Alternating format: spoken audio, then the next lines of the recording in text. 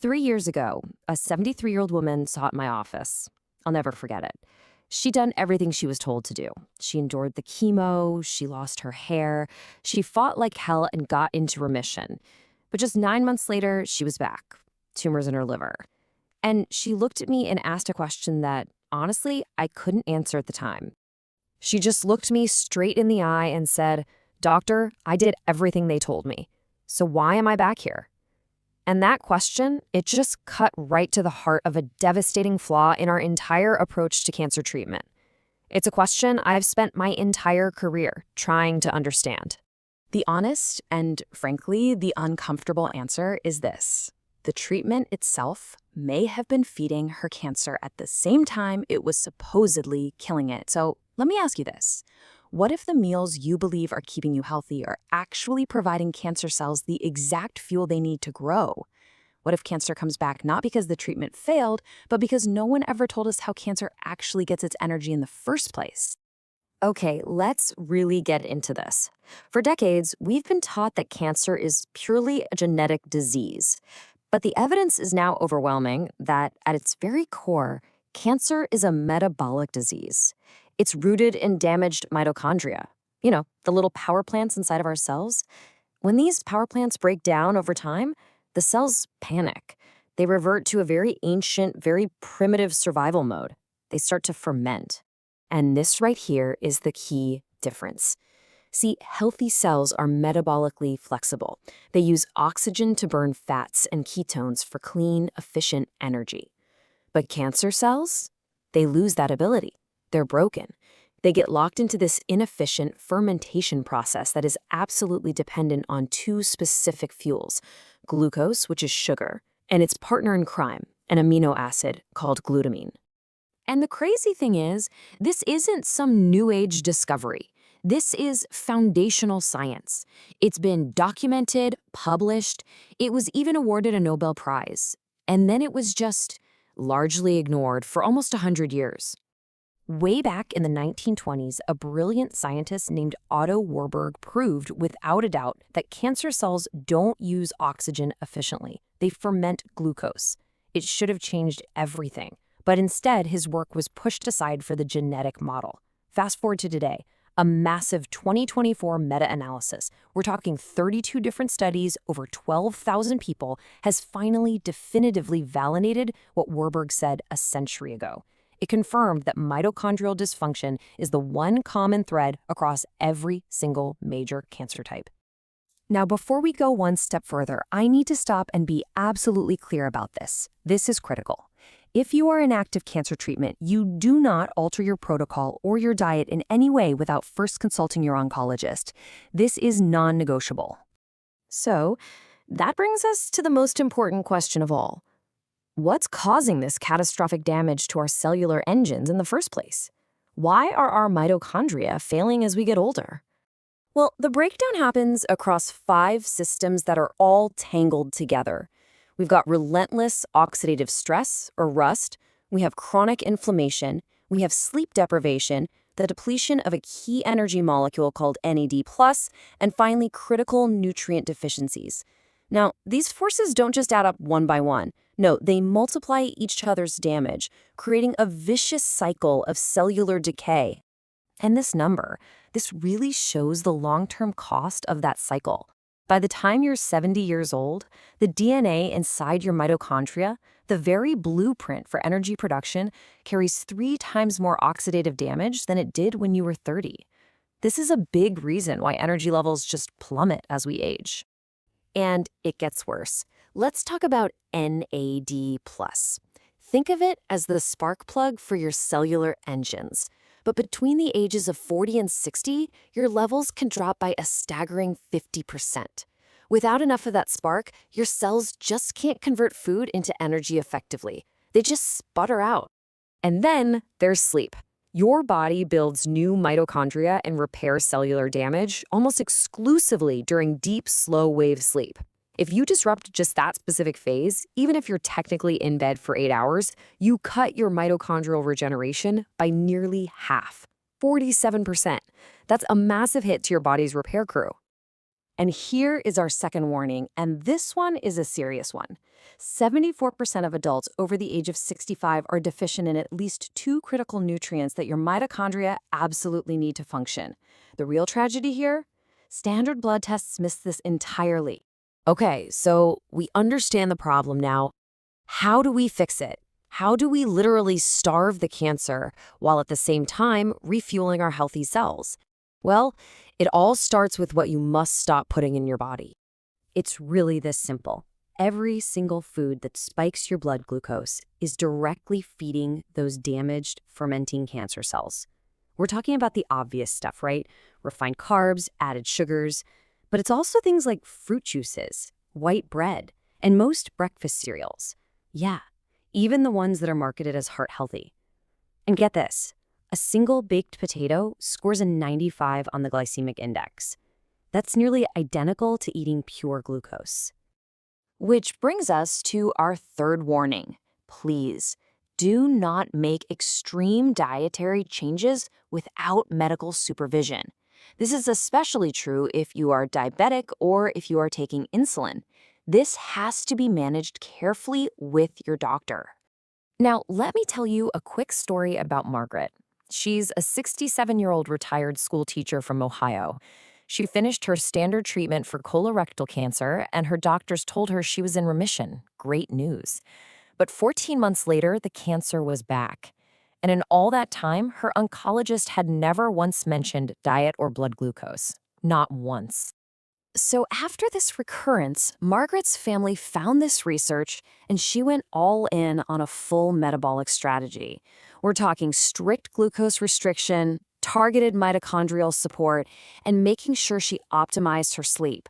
And the results? For 22 consecutive months, her scans have shown no new progression. 22 months. And look, Margaret's story isn't a one-in-a-million exception. It's a powerful example of what is possible.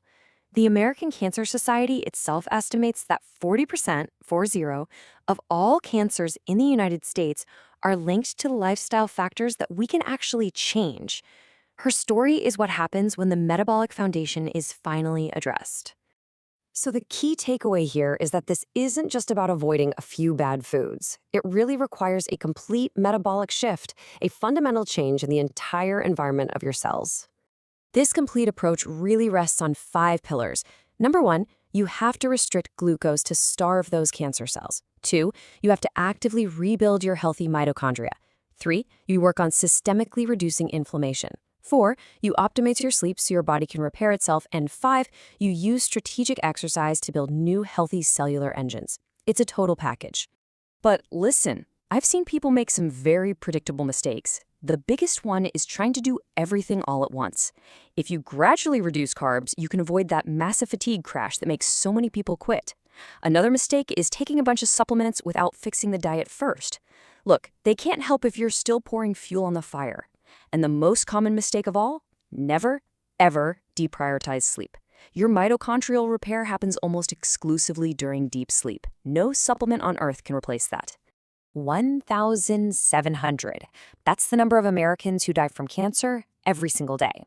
The hard truth is that the standard treatments covered by insurance are often the ones that inadvertently feed cancer while destroying our healthy cells. And that is not my opinion. That is documented right there in peer-reviewed scientific literature. Cancer is not some inevitable genetic curse you just have to accept. Your biology responds to every single input you give it. This research proves that the very fuels that either feed or starve this disease are largely within your control. So the question isn't whether this works. The real question is what you will do with this knowledge. Remove what feeds disease and pay close attention to what comes next.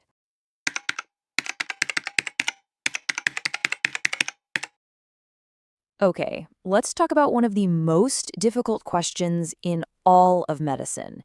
You've been through it. You endured the treatment. The scans finally come back clean. The tumor is gone. But for way too many people, that relief, it doesn't last. The story isn't over. I just want you to look at this number for a second. 40%. That's not a small number. The National Cancer Institute says that's roughly how many cancer patients who get to remission will see their cancer return within just 5 years. That's a tough pill to swallow. And it leads to this central, really haunting question. If the treatment worked, if the tumor was gone, why is the cancer back? And the answer, as it turns out, is almost painfully logical once you know where to look. So let's call this what it is, the 40% question. And just to be clear, for some really aggressive cancers, like glioblastoma, that number is way, way higher. And here's the kicker. When cancer does come back, it's almost always more aggressive and more resistant to treatment. Now, this isn't about placing blame, not at all. It's about understanding the biological environment that lets this happen in the first place. This is where we need to kind of flip the script on how we think about cancer. For decades, we've been told it's a genetic disease. But what if the real key isn't in our genes, but in our metabolism? What if cancer is really a disease rooted in our damaged cellular power plants, our mitochondria, and it's being fueled by two very specific things, glucose and glutamine? That single idea, well, it changes everything. So let's dive into a central paradox here. And it's a big one. The very treatments that are designed to kill the tumor can, completely unintentionally, create the perfect storm for it to come back. And this isn't some fringe theory. This is well-documented stuff. So on one side, you've got the goal, right? Chemotherapy and radiation, they're designed to attack and kill those rapidly dividing cancer cells. And they work. Tumors shrink. But then on the other side, you've got the reality of what else is going on in the body. These treatments create a huge amount of stress, a wave of systemic inflammation, and that damages the mitochondria in your healthy cells. That's the very energy infrastructure you need to keep cancer from ever coming back. And it gets even more specific. Studies have shown that radiation can actually cause glutamine levels, that's one of cancer's favorite fuels, remember, to spike right there in the tumor's old neighborhood. At the exact same time, steroids like dexamethasone, which are often used to control swelling, can send blood glucose soaring to 200, even 300 milligrams per deciliter. So you're literally jacking up both of the fuels that cancer loves to grow on. One researcher put it about as bluntly as you can. The treatment protocol was feeding the cancer while attempting to kill it. Just let that sink in for a second. We're in this battle, fighting the tumor, but at the same time, we might be refueling its potential comeback. Okay, I have to be absolutely 100% crystal clear here. This is not a reason to avoid standard medical care. Chemotherapy and radiation save lives, period. This is a critical point. The goal is to manage the metabolic environment at the same time you're getting standard care. It's about making that care even more effective and cutting down the risk of recurrence. So please, don't ever make any changes without talking to your oncologist. All right, so let's zoom in a little bit, down to the cellular level, and see how this all plays out. You see, after treatment, it's possible that not every single cancer cell gets wiped out. Some can survive and go into this dormant state, just kind of waiting for the coast to clear so they can reactivate. And that's exactly what we mean by metabolic dormancy. You can think of them as sleeper cells. They're not dividing, so they're invisible on a PET scan. They're just alive, kind of hanging out, sipping on any available glucose and glutamine, and just waiting for the signal that it's safe to start growing again. So how do these sleeper cells wake up? Well, it often follows this really clear, predictable pattern.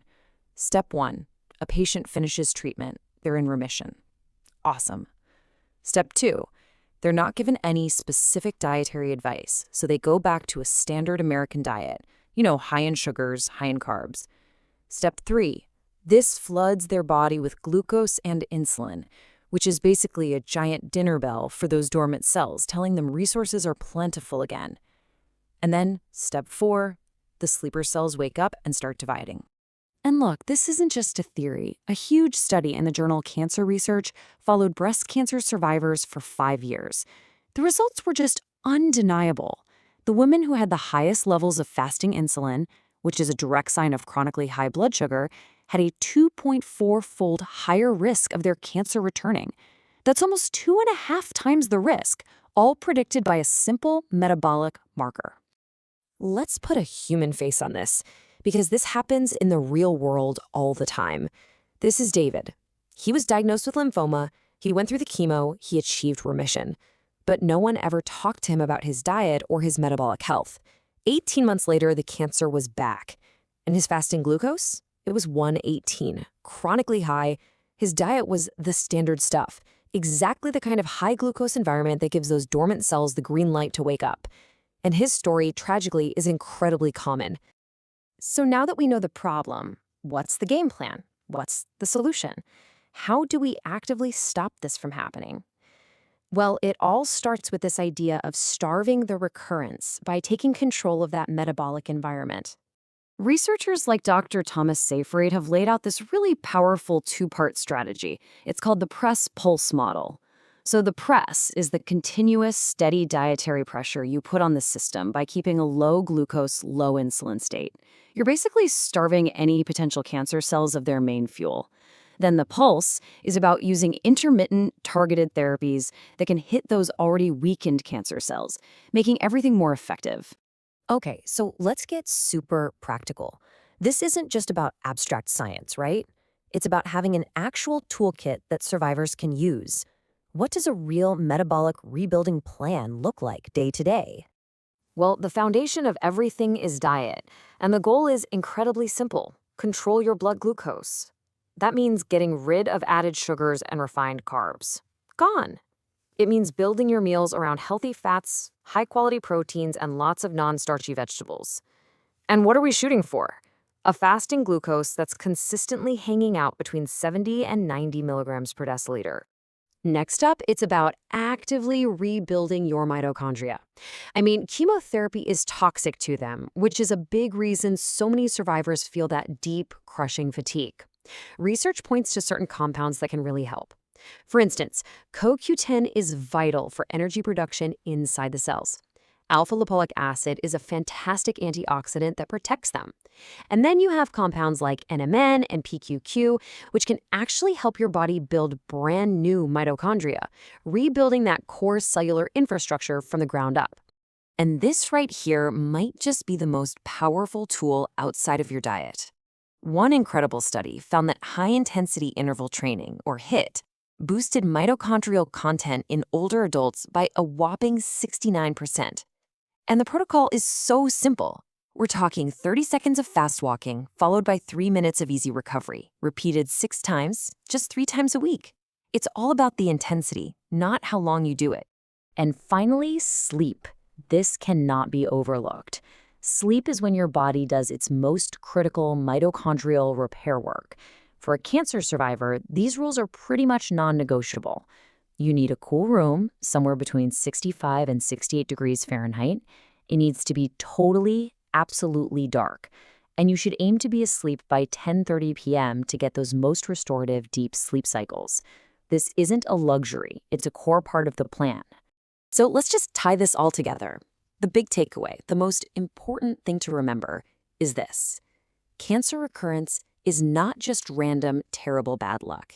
It is very often a predictable metabolic event that's driven by conditions we can actually measure, and more importantly, conditions that you have the power to influence. And that understanding, that right there, shifts the power back to you. And that really leaves us with this final thought. We have to reframe what remission really means. It's not the finish line where all the hard work stops. It's actually the starting line for the most important metabolic work of your life. The work that actively builds a biological terrain inside your body where cancer simply struggles to come back. So the only question left is, are you ready to begin?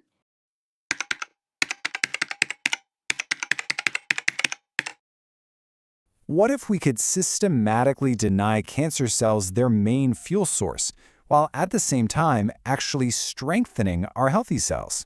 It's a pretty radical question, right? But it gets to the very heart of a new way of thinking about one of our most feared diseases. So today, we're going to dive in and see what the research actually shows. You know, for decades, we've all been told that cancer is a genetic disease.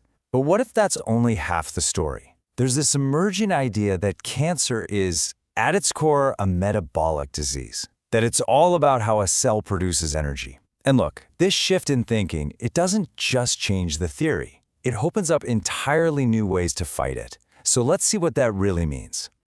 All right, so here's our roadmap for this explainer. We're going to start with cancer's big metabolic secret.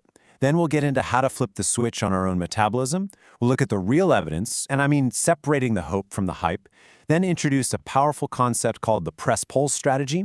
And finally, we'll talk about how to take all this from theory into practice. Okay, first up, we've got to understand the fundamental difference in how our healthy cells make energy versus how cancer cells do it.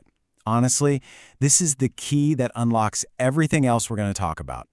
For about 50 years, we have been laser-focused on genetics. You know, the specific mutations that cause cells to grow out of control. But this metabolic paradigm, it looks a little deeper. It looks at the damaged machinery inside the cell, the mitochondria.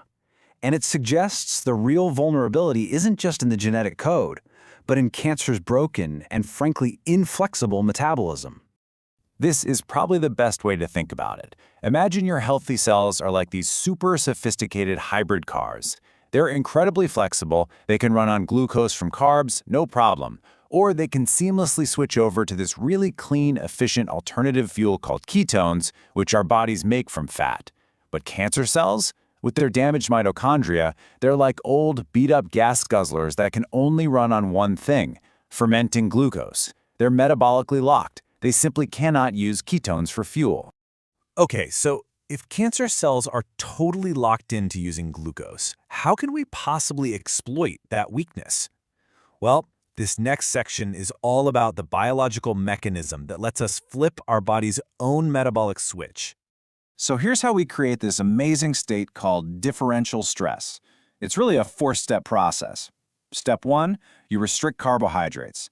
Step 2, your liver responds by producing ketones from fat. Step 3, all your healthy cells adapt and they actually thrive on this new fuel source. And step 4, the cancer cells are left behind, starved of the one and only fuel they know how to use. Now, this is so important. We're not just talking about some vague low-carb diet you see on a magazine cover. This is a specific, measurable, therapeutic state called nutritional ketosis. The whole goal is to keep your blood glucose consistently low while getting your blood ketones elevated. This isn't guesswork, it's a very precise metabolic shift. Okay, this all sounds incredible in theory, but what does the science actually say? In this section, we're going to take a really careful look at the evidence. We want to avoid the common pitfalls of either overhyping this thing or, just dismissing the research out of hand. Well, the preclinical evidence from animal studies is remarkably consistent. Meta-analyses show that a ketogenic diet slows tumor growth across a whole bunch of different cancer types. I mean, we're talking about reductions in tumor growth rates of 30 to 65% compared to standard high-carb diets. These are huge reproducible effects that are perfectly explained by the metabolic mechanism we just talked about. So what about in humans? A massive concern for cancer patients is muscle wasting, right? That you'll become weak. But get this quote is from a human pilot study at the University of Iowa.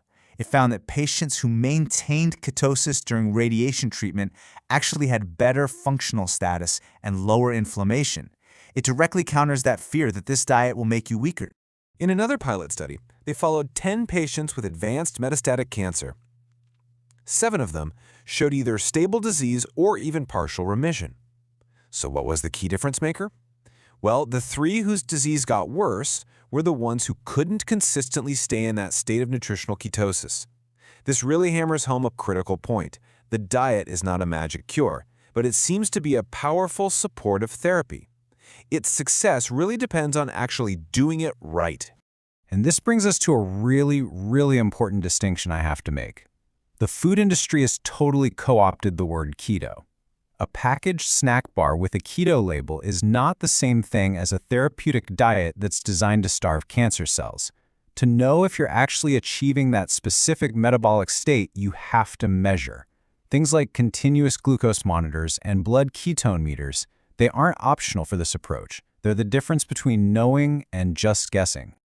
So, If the diet works by starving and weakening cancer cells, but not necessarily killing them outright, how do we use that to our advantage?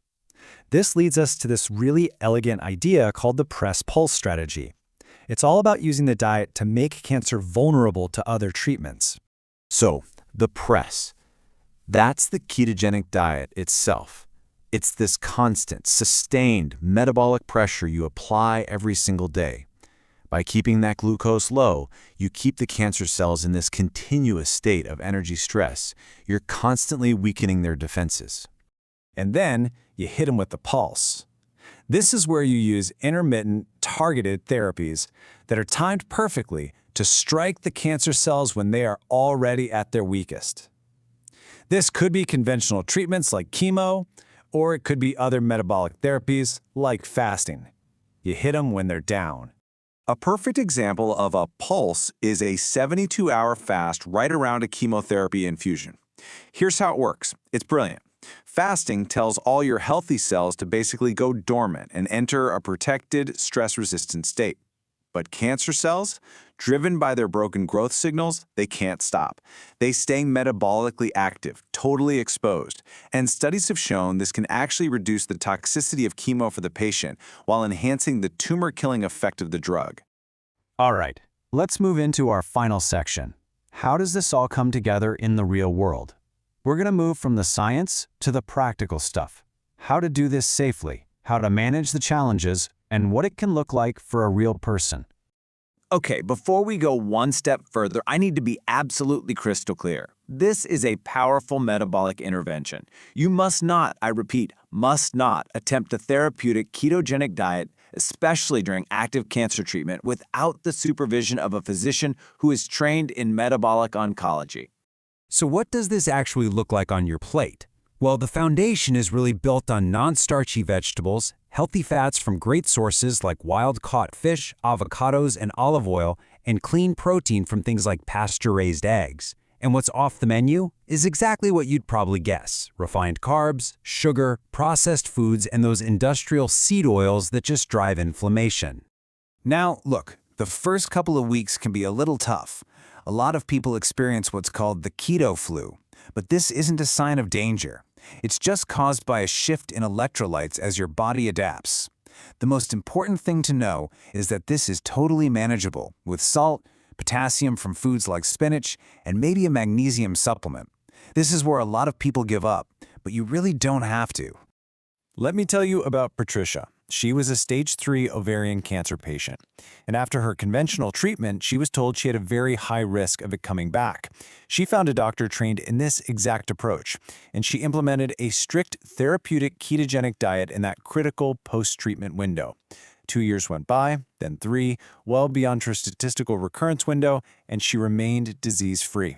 It's just an incredible story of applied metabolic science. And one final critical warning. Just like the diet itself, therapeutic fasting during active cancer treatment carries its own risks, and it absolutely must be supervised by a physician. Please, do not attempt this on your own. So what's the big takeaway here? The science is definitely still emerging, but you have to admit it's compelling. And the tools, the diet, the fasting protocols, the monitors, they all exist right now.